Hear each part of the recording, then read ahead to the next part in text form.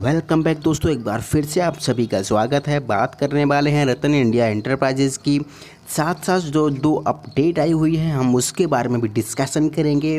Company में देख रहे हैं 2 दिन से तेज़ी रही है। पिछले दिनों की अगर बात करें तो कंपनी के कंसोलिडेशन पर थी और कंपनी एकदम से कल 10% की तेज़ी रही है। आज कंपनी में 5% की तेज़ी रही है।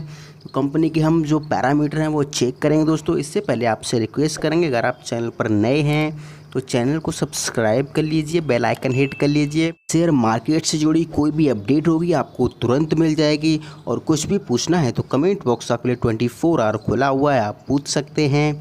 रतन इंडिया एंटरप्राइजेस आप देख रहे हैं, कंपनी पिछले 1 साल से करीब 630% के रिटर्न से दिए हैं। और एक समय कंपनी 4-5 रुपये पर ट्रेड करती थी। कंपनी का नाम चेंज होकर रतन इंडिया एंटरप्राइजेस कर दिया गया था। पुराना इसका नाम था रतन इंफ्रा, तो कंपनी का नाम चेंज होकर रतन इंडिया कर दिया गया था। इसके बाद कंपनी दोबारा लिस्टेड कराई गई थी और इसके बाद कंपनी में अप ट्रेंड आया और कंपनी करीब करीब 70 रुपीज़ के आसपास टच किया। कंपनी के अगर हम ऑल टाइम के डाटा देखेंगे तो कंपनी ने 870% के रिटर्न से दिए हैं। और एक समय देखिए कंपनी एक कंसोलिडेशन पर थी। पिछले देखें हम 8 साल से कंपनी कंसोलिडेशन पर रही है। वही 3, 4, 5, 6 रुपये पे आसपास चलती रही कंपनी। और जब 2020 में कंपनी में एक नया मोड़ आया तो कंपनी ने एकदम से अपना बाउंस बैक किया और आज कंपनी 49 रुपीज़ पर ट्रेड कर रही है। इंट्रेंसिव वैल्यू की बात करें तो कंपनी का डाटा नहीं शो कर रहा है। और इस रिटर्न वर्सेस एफडी की बात करें तो अभी ठीक ठाक नहीं दिखा रहा है डाटा। डिविडेंड की बात करें, डिविडेंड नहीं है कंपनी का। एंट्री पॉइंट की अगर हम बात करें तो एंट्री पॉइंट एकदम सही है कंपनी का, कि कंपनी एक समय 70 रुपये के आसपास थी और करीब 40% के आसपास करेक्शन हो चुका है कंपनी में। तो निवेश ज़रूर कर सकते हैं। निवेश करने से पहले एक बार अपनी रिसर्च ज़रूर करें। आंख बंद करके निवेश ना करें शेयर मार्केट में। नो रेड फ्लैग, कंपनी में कोई एसएम जीएसएम लिस्ट में नहीं है इस समय। वहीं कंपनी का मार्केट कैप 6,836 करोड़ रुपए का हो गया है और करंट प्राइस कंपनी का 49 रुपीज़ के आसपास ट्रेड कर रहा है। कंपनी का हाई 71, वहीं लो इसका 4.48 है। बुक वैल्यू कंपनी की बहुत ही कम है, 0.57। डिविडेंड कंपनी का है नहीं। आरओसी कंपनी का माइनस में दिखा रहा है, आरओई कंपनी का माइनस में है। फेस वैल्यू कंपनी की 2 रुपये है। अब आप इस नोटिफिकेशन को देखिए। Ratan India Revolt motor announce 3rd retail outlet for electric bike. जो कंपनी की रिवोल्ट मोटर है इलेक्ट्रिक बाइक, उसके लिए कंपनी ने तमिलनाडु के कोयम्बटूर में एक स्टोर ओपन किया है। तो उसको लेकर कंपनी ने जो एक्सचेंज है उसको नोटिस दिया। साथ साथ हम एक खबर और है उसके बारे में भी डिस्कशन करेंगे। आप देखिए तमिलनाडु के आसपास कंपनी ने जो कोयम्बटूर है उसमें खोला है अपना रिटेल और करीब 3-4 स्टेट हैं उसमें कंपनी ने अपने रिटेल खोल रहा है जो आउटलेट है कंपनी के।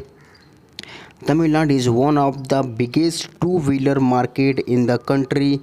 जो तमिलनाडु है 2 व्हीलर का एक बड़ा मार्केट कैप है, बड़ा मार्केट है country. And this is company 3rd store and 18th retail outlet 18th retail outlet in the country. Total करीब 18 रिटेल आउटलेट हो गए हैं कंपनी के आज के इसको मिलाकर।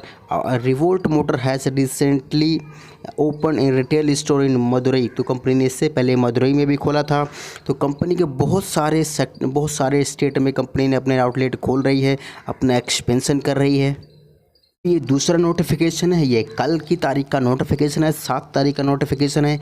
नीति आयोग जो गवर्नमेंट है propose to RBI to categorise loan to electric vehicle as priority sector lending. PSL के तहत जो इलेक्ट्रिक व्हीकल सेगमेंट के लिए लोन को कैटेगराइज कीजिए, आरबीआई से कहा है नीति आयोग ने। Ratan India Enterprises welcome the proposal by NITI Aayog to Reserve Bank of India to categorise loan to electric vehicle. PSL के तहत जो लोन को कैटेगराइज करने की बात कही है इलेक्ट्रिक व्हीकल के लिए, as per the press of report. तो ये जो लिंक दे रखा है इस पर आपको रिपोर्ट दिख जाएगा पूरा। The inclusion of EV under PSL, तो पीएसएल के अंदर ईवी सेक्टर को लाने की बात कही है, मतलब इसमें लोन प्रोवाइड कराई जाएगी।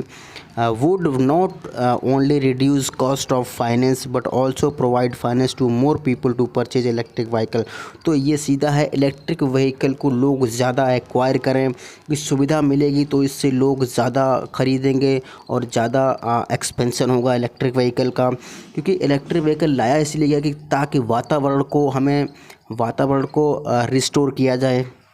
आप जानते हैं पोल्यूशन बहुत ज़्यादा बढ़ता जा रहा है, क्योंकि जो पेट्रोल से डीजल से गाड़ी चलती है इसमें जो फ्यूम निकलता है इसकी वजह से ज़्यादा पोल्यूशन देखने को मिलता है। इस वजह से इलेक्ट्रिक व्हीकल को एक्वायर किया जा रहा है भारत में। As per the priority sector lending framework 40% of bank total credit must be compulsory loan.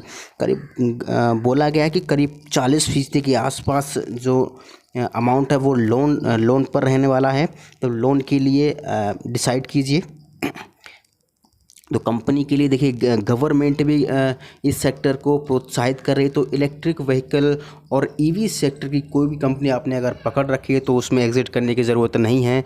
अगर आप लॉन्ग टर्म का नज़रिया रखते हैं या कंसिडर करते हैं तो आपके लिए काफ़ी फ़ायदेमंद साबित होगा।